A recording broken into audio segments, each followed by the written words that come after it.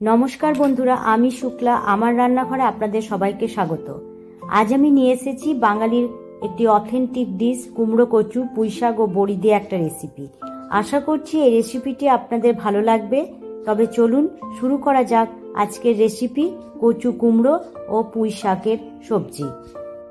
কচু কুমড়ো পুঁই শাকের সবজি বানানোর জন্য এখানে নিয়ে নিয়েছি 250 কচু। কচুটাকে দুভাগ করে কেটে ভালোভাবে ধুয়ে নিয়েছি। আর আছে কুমড়ো, কুমড়োটাকেও ডুমো ডুমো করে কেটে ধুয়ে নিয়েছি। আর নিয়েছি পুঁই শাক, শাকটাকেও ছোট করে কেটে পরিষ্কার করে ধুয়ে নিয়েছি। এবার কচুটাকে প্রেসারে একটা সিটি দিয়ে সেদ্ধ করে নেব। এর জন্য প্রেসারে জল দিয়ে দিয়েছি, জল ফুটে উঠেছে। এবার এর মধ্যে দিয়ে দেব কেটে রাখা কচুগুলো দিয়ে একটা সিটি দিয়ে সেদ্ধ করে নেব। কচু কুমড়ো পুঁইয়ের সবজিতে আমি কোনো বাটা মশলা ব্যবহার করছি না, এতে দেব ভাজা গুঁড়ো মশলা। সেজন্য আমি এখানে নিয়ে নিয়েছি 1 চামচ গোটা জিরে, 1 চামচ গোটা ধনে আর 2টো শুকনো লঙ্কা। এগুলো শুকনো কড়াইতে মিডিয়াম আঁচে ভেজে নেব। মশলাটা ভাজা হয়ে গেছে। এবার গ্যাসের ফ্লেমটা অফ করে ঠান্ডা করে গুঁড়ো করে নেব।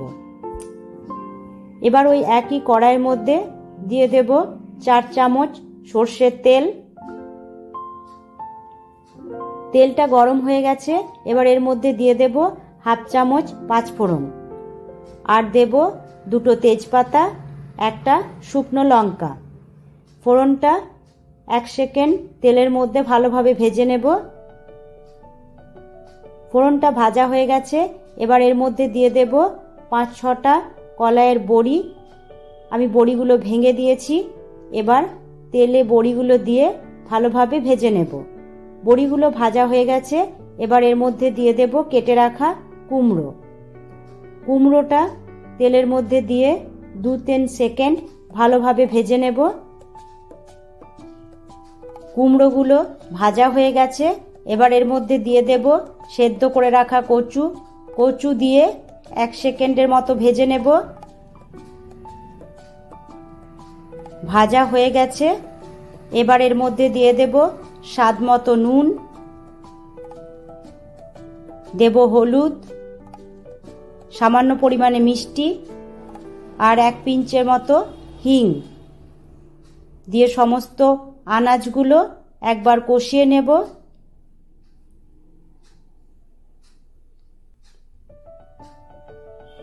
কষানো হয়ে গেছে। এবার এর মধ্যে দিয়ে দেব কেটে রাখা পুঁই শাক। সামান্য একটু জল দিয়ে ঢাকা চাপা দিয়ে সমস্ত সবজিগুলোকে কষিয়ে নেব।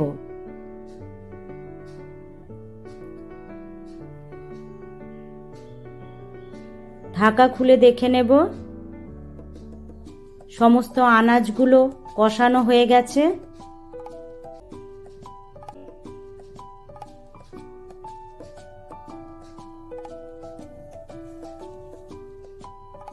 জল দিয়ে মিডিয়াম আঁচে ঢাকা দিয়ে 10 থেকে 15 মিনিট ফুটতে দেব।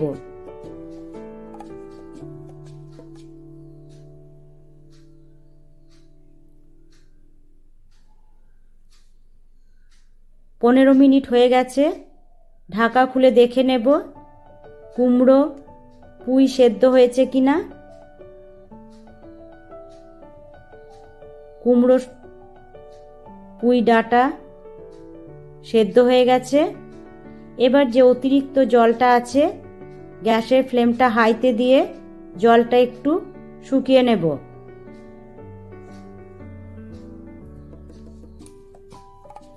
জলটা অনেকটাই কমে এসেছে।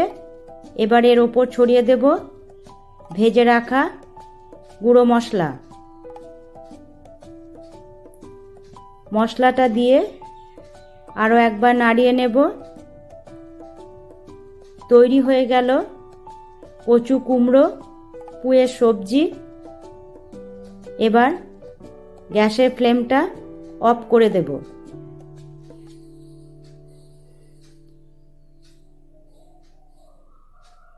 তৈরি আমার কচু কুমড়ো পুঁইয়ের সবজি। এটা ভাতের সাথে খেতে দুর্দান্ত লাগে।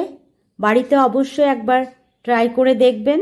আর আমার এই রেসিপিটা যদি আপনাদের ভালো লেগে থাকে তাহলে অবশ্যই একটা লাইক ও শেয়ার করবেন। আজ তাহলে এই পর্যন্তই, দেখা হচ্ছে পরবর্তী ভিডিওতে। টাটা।